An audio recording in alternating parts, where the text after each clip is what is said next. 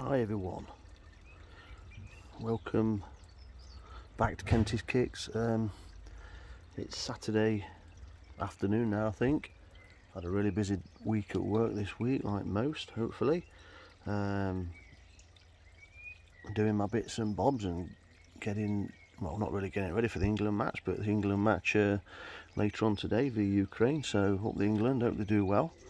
But if they don't, hey-ho, that's life. It's football. There's only going to be one winner in this tournament and one winner in the league. If you follow football, there's only going to be one or two winners and there's going to be a couple of losers. So most people in football, it's a game where, as everybody knows, or you may never have really clicked, but you're mostly a loser in football if you've got that sort of attitude. So you've got to take it for what it is and enjoy it when it happens.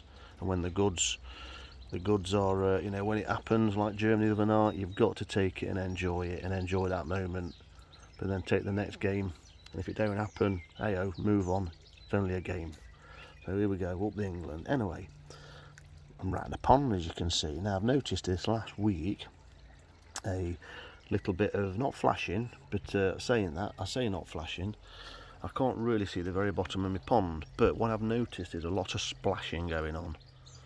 Especially in the last couple of days, a lot of splashing, and you can see the fish and they'll jump and splash. Now, normally they only do that for a reason, and how do I notice? Well, because it's unusual behaviour. So you've got to pick up unusual behaviour. If you think it doesn't look like something they normally do, question it. Look at your fish, look closer at the fish. The fish, you look at them, they're feeding okay, they're feeding great actually, so that's probably part of the problem. I'm overstocked really for the filtration that I've got, so I've got to give that a look. And I've tested my waters, and if you look, like I say, if you look closer, so you look at the fish and you think, oh, yeah, everything looks great, but look closer. When you see unusual behaviour, look closer, and the telltale signs are there. So water's a bit cloudy, there's quite a lot of fish in there. I've been feeding more. I went on holiday for a week and someone come round and they was feeding. So, start of the season, I say start of the season, but we're into it now, so your filters are probably not up to where they'd normally would be with the biological filter, bacteria. The temperatures are, a little bit up and down. So if you've got to look at all those things, if you look closer, look at this fish here. You probably can't see it, but if I can zoom in, oops, wrong way, sorry. Let's look closer. So if you pick out the white, you see that one there, and that one. The white fish give the telltale signs because they get a bit veiny. I spotted another one with a bit of a mark on it on its side. It's my Shintaro. Oh,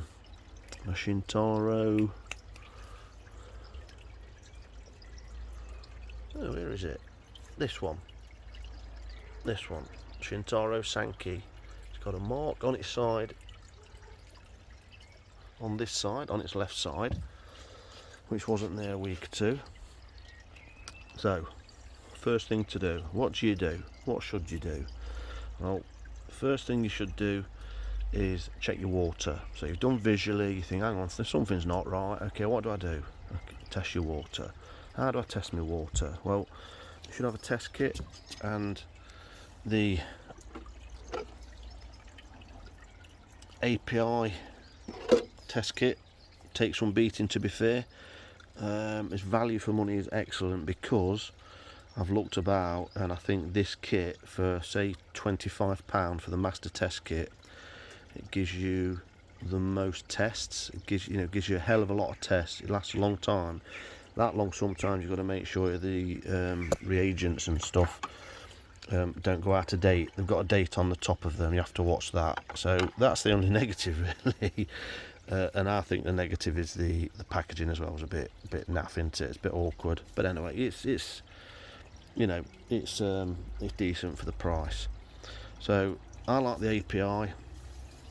You have to watch the ammonia test sometimes, because sometimes it can give you a false positive. So you've got to watch that. but is it a false positive? I'm not so sure. So they are pretty good as far as I'm concerned. So I've tested my pH with my pH pen. These are only cheap, and that's coming out it's a new one, it's been recalibrated as well, so that was coming out at about 7.8. I've tested my KH and it's 2, so it took 3 drops, but you discount the first drop, so it's 2, which fine by me. I don't mind that. I want it to be lower rather than higher, so that's fine as long as it's stable is the key, stability. I've tested the nitrate and I've tested ammonia. My nitrite kit ran out some time ago, so I don't really bother with that, because I'll tell you for why. There's my test for my ammonia, and as you can clearly see, I'm somewhere here. You can see that, I can see that, and that's 0.5. That's 0.5. So that's not great. I need to do something about that. Now, nitrate is not too bad actually. I'm getting a reading, but it's here, as you can see, and that is 10 ppm. It's fine by me, that.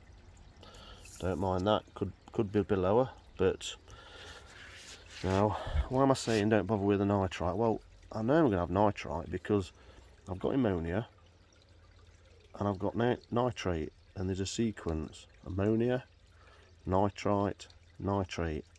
Now, the less toxic is nitrate, but it is definitely toxic and does react to the fish. So if you're getting up to 40s, 80s and definitely 160s, you need to be doing something about that and doing water changes and getting this reduced down, so you're down towards this level down here. I would say below, I like to be below 40. I have had problems with fishing me grow on when it got really high and it was up to 80s and above, and they started getting marks on, a bit of same sort of reaction to the ammonia, streaking, unusual behaviour, that sort of thing. But the biggest problem I've got is the ammonia, but it's no surprise.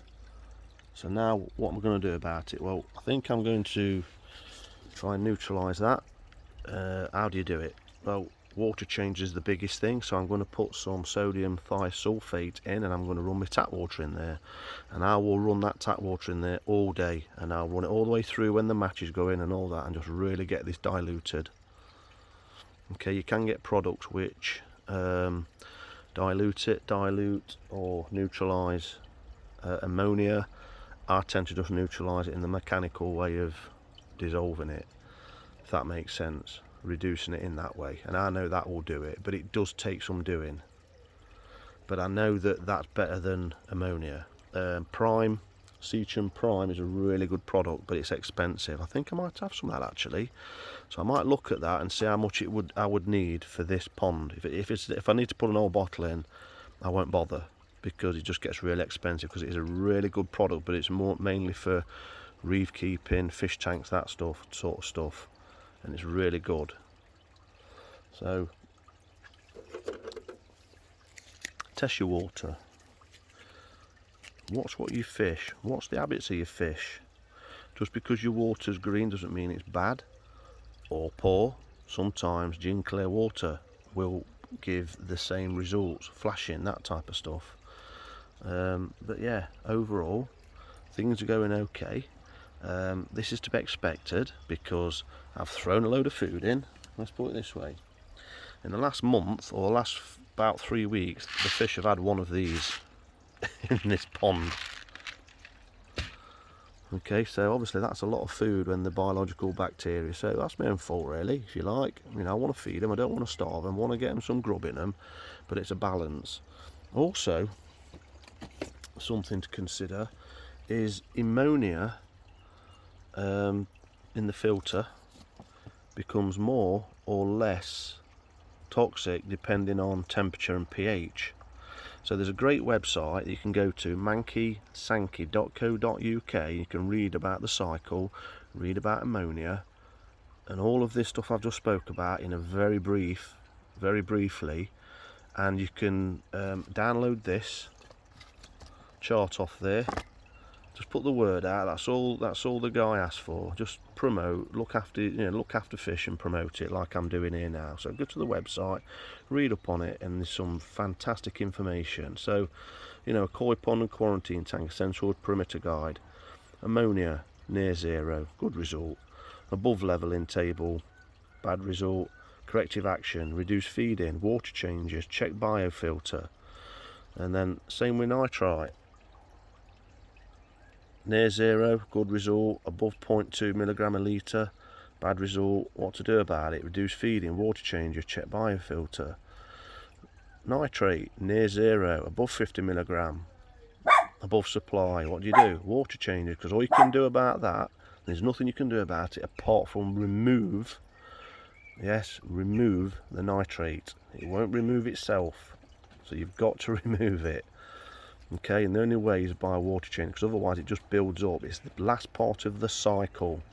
Another way of doing it is like what I do is plants. Plants, as many of you may know, they need nitrogen, a nitrogen source for chlorophyll and stuff, and that's how they get green.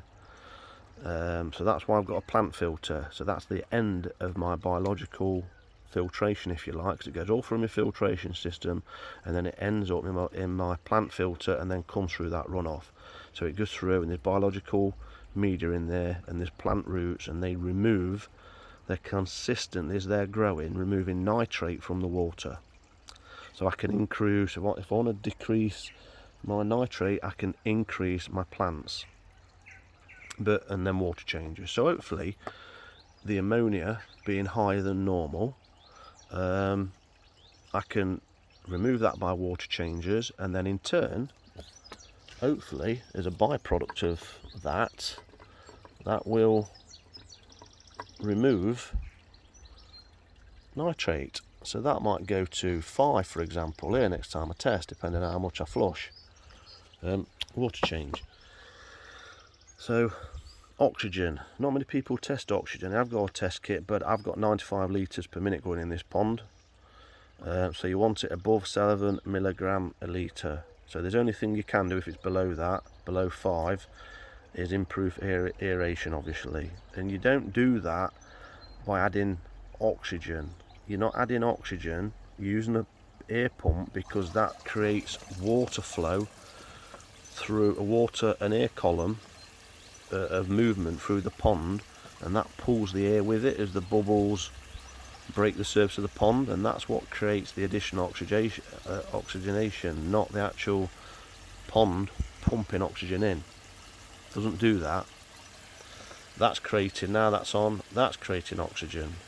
And when my air pump comes on here, I've got my 8-inch air stone going, that creates the oxygen because of the movement through the water column. pH, you want 7 to 8.5, and the key is stability. Above 5, but let's start at below 7. What if you find it's below 7? Increase pH or increase KH. Increase pH and or increase KH. If mine was 7, great, but this is saying it's below 7. So if you're 6.9, you get into the acidic side, and it's a sign that your biofilter has crashed, and you need to increase the KH, because it's the KH which let's say in a crude way of putting it, a non-chemical way, or whatever you want to put it, science way, sorry, is that's food for them, if you like. And that's why you need your KH, don't want to be 0, you at least need it to 1 and 2. So you want low hardness, I feel, you want low hardness, but you need the KH there to feed your filter, because if it doesn't, if it goes to 0 a week or 2 later, your biological filter will crash and die off, and then your filter's crashed. And that's why this says here, check your filter. Well, I know my filters are okay. With varying, within range but varying. So if you find that it's fluctuating, up, down, your pH is up and down, and it's not stable, you increase your KH, because what KH does, it stabilizes your pH, because obviously pH fluctuates. KH, you want between 90 and 125 milligram a litre. Now I'm not sure what that is in terms of what I've just measured. So if it's too low, so say if you get into, you know, you're normally 2 and you get into 1, and now 1 you think you're going to teeter on 0, you've got to increase the KH, and you can do that with bicarbonate of soda. I think is the best way of doing it. Okay, and you can get that from Chinese superstores. They sell them in 1 kilo bags and more, so that's a good way of getting your bicarb of soda. Get food grade, get good stuff. Don't buy them little tubs you get from the supermarket, because they're just having your pants down. Go to a Chinese supermarket. I think I bought the other year 6 kilo, like 6 1 kilo bags, like bags of sugar size, if that's to give you an idea of size, for about £15. You can get them online as well. You can get like probably a 10 kilo sack for a similar price delivered. If you look on Amazon and stuff and try and search around. But you don't want to, I would much prefer to have 2, you know, KH, or even 1 if it's stable. That's the key. If your pH is stable and your KH is stable, then leave it, because all you're going to do is whack the bicarb in. You're going to increase your KH, it increases pH, and it can, if you keep adding it, there's like a maximum that your pH can get to, and that's about 8.4. So you're going to increase your pH, increase the hardness. Well, there is some evidence to believe that you don't want your water too hard. You do want some softness to it without the acidity, if that makes sense. So I would ideally like, let's say 7.1, 7.2, because 7 is teetering too far on the edge. So 7.2 stable, and 1, 2 KH and stable. But you're living on the edge, because if something crashes, you ain't got no leeway. So I think that's why people go to the middle ground, because they might not test very often and things like that. But there you go, a bit of an overview. Now, let's finish off on toxicity. So toxicity with the ammonia. So you can have ammonia in the pond, right? It's not a good thing, but if you know why you've got it, like me now, if you're dealing with the problem, it's okay for a short period while dealing with the problem, if you know what the levels are. So let's have a look at toxicity. So let's have a look at mine now as an example. I know my pond is 16 degrees C, which is here, and if I follow the guide down to my pH currently, and I am 7.8, so this is telling me that the toxicity level that my fish should be able to withstand for a short period of time, 0.76. Now the higher the pH goes up, the more toxic the ammonia is. So the lower the pH, the more and the higher the temperature of the water, the less they can tolerate, or the less. Okay, so if you look at there, a temperature of 10 and a pH of 7, which no one's at the minute, you know, the allowable value of total ammonia this is 10.5. Well, my level at the moment, 7.8, look, and 16 degrees. If I'm looking right, I'm looking through the dirt job, is about, yeah, about 1.1 actually, 0.9. But if you think that can quickly change, because if the temperature goes up, if I go on that 7.8, so assuming that my pH stays consistent, the temperature goes up. You see the values? My limit there, and so if it goes up to 26 degrees, it's 0.4. So say if my pond was 26 degrees now in temperature, it's 0.4 that my fish can tolerate, because that's the level where the ammonia, I've still got ammonia in the pond, but it's less toxic at a higher temperature and a lower pH. So taking that to example, mine's 0.5, that would mean that my 0.5 is toxic to my fish, and it's not good.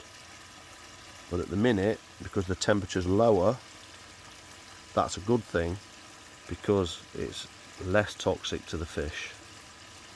Okay, so it takes you getting you know, your head round. So ideally you want lower pH, but in maximum